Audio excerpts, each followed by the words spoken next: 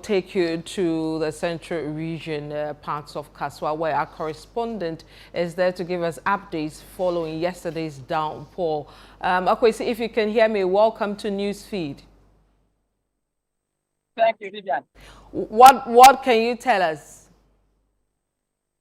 So it's been a very hectic day for residents here at Chakope in the Elvisenia East municipality, that is Kaswa.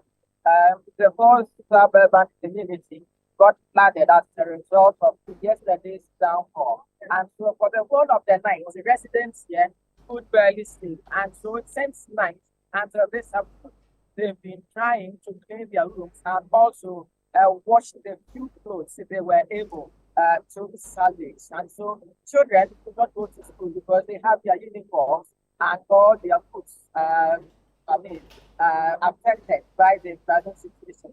That was there. It was quite intense because according to the residents, they have been experiencing flooding, but what happened yesterday is really a very serious one.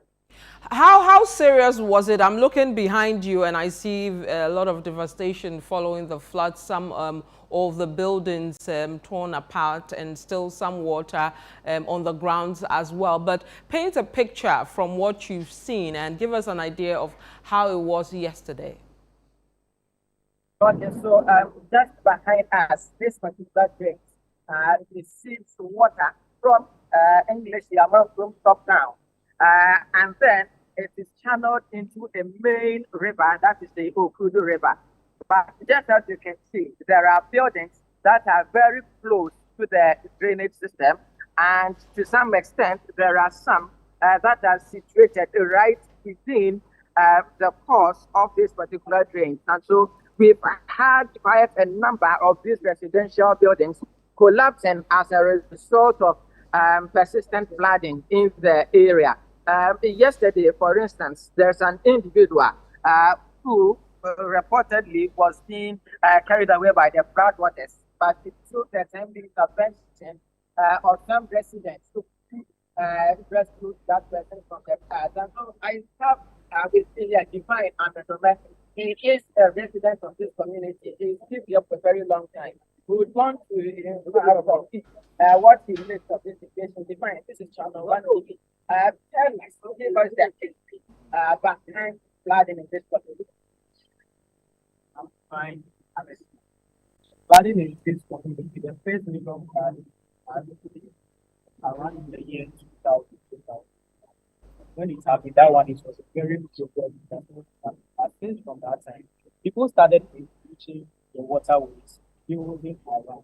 So it makes it very difficult for the water to move. The major waters that flows from the upstream and downstream that invaded with buildings and other things. And people also go for rubbish that is fallen into the gutter. It blocks the water path. It makes it very difficult for the water to have access. In that way, all the water normally does that is find its way.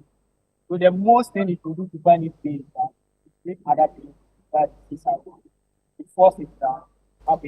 We've been warned that they are likely to receive more things this year. What do you think authorities do to prevent further flooding? We are pleading the major community on our behalf and assistance.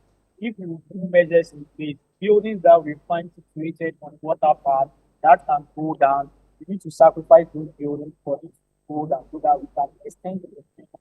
Over here, we are pleading on the authorities that if they can help us with a concrete drainage system that can go to, which can carry the huge volumes of water that is flowing from upstream to downstream. Because all this water moves straight into Iron City. When it gets to Iron City, and the volume of water it can't contain it, it brings a reverse back to the city.